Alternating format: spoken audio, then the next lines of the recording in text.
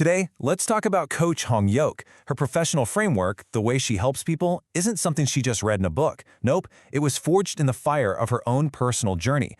It's a pretty amazing example of how our own life story can become our biggest strength. And this right here, this is her core message. It's the whole theme of everything she does. It's really a powerful call to find your own self-worth, to take back the pen and write your own story. But that's the real question, isn't it? It sounds great in a quote, but how do you actually do that when you're feeling lost, when life has totally knocked you down? Well, for Coach Hongyok, the answer is right there in her own story. So to really get her philosophy, we've got to go back to the beginning. We need to understand the personal challenges that shaped her into who she is today. I mean, look at what she does now. She's a thinking partner for leaders, a coach for women, a counselor for families, and an advisor for startups. Her work isn't just a job, it's a mission to lift people up no matter where they are in life. But here's the thing, this amazing career wasn't built on an easy foundation. Not at all. It was forged in some serious hardship. Her parents separated when she was just 12, and suddenly she was thrown into a world of obstacles, forced to figure out resilience the hard way. And that's where things get really interesting, because it was in those early struggles that she actually found her life's purpose. She didn't just survive her challenges, she turned them into a powerful force for good. This became her personal mantra. If you want to help others grow, you've got to start with yourself. And this wasn't just some nice idea, it was the spark that kicked off a lifelong journey of self-discovery and learning. This slide just maps out her whole evolution so perfectly. You can see it started with that personal struggle, right?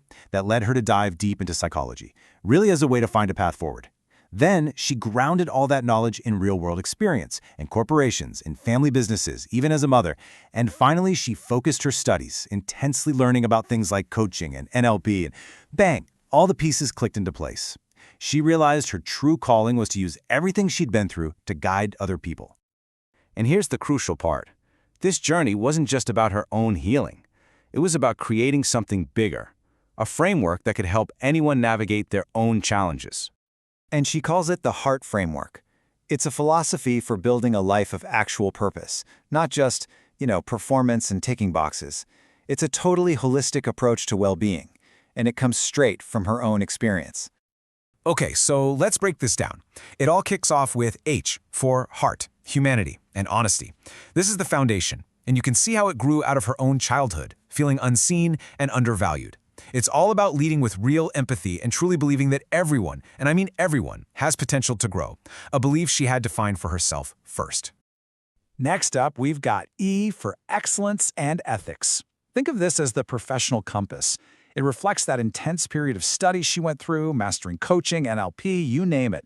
It's a promise to keep learning, to keep growing, and to do it all with absolute integrity, so you can actually help people without ever compromising your values.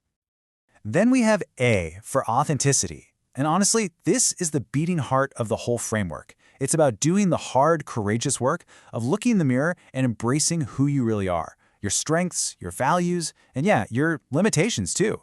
After feeling defined by her circumstances for so long, she learned that real growth only happens when you're being genuinely, unapologetically you. R stands for reality, right, and role.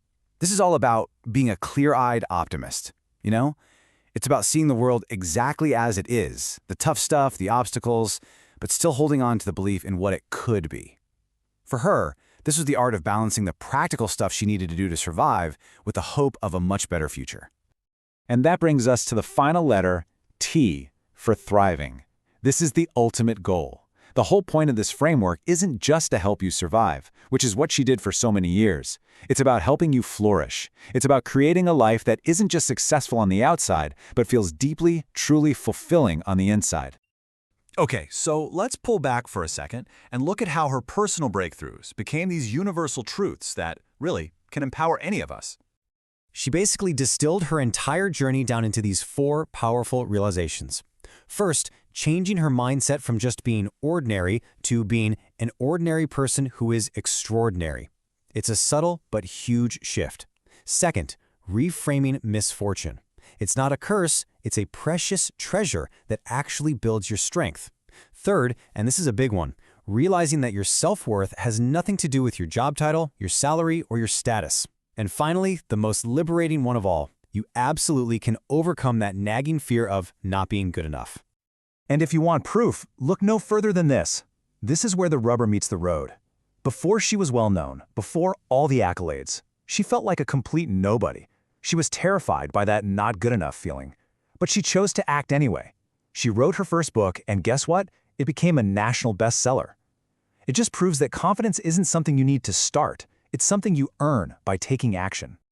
So, we've walked through her journey. We've unpacked her philosophy. But now, what does all of this mean for you? Let's turn the lens around.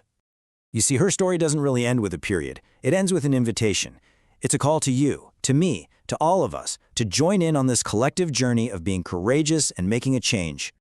And this, right here, is the heart of her message. Your story, with all its ups and downs, its successes and its struggles, that's your superpower. It is a gift, and it might just be the key that unlocks something for somebody else who needs to hear it. So we'll leave you with this final thought. Everything you've been through, the good and the bad, has shaped you. It's your unique treasure. The only question left is, what story is waiting for you to tell?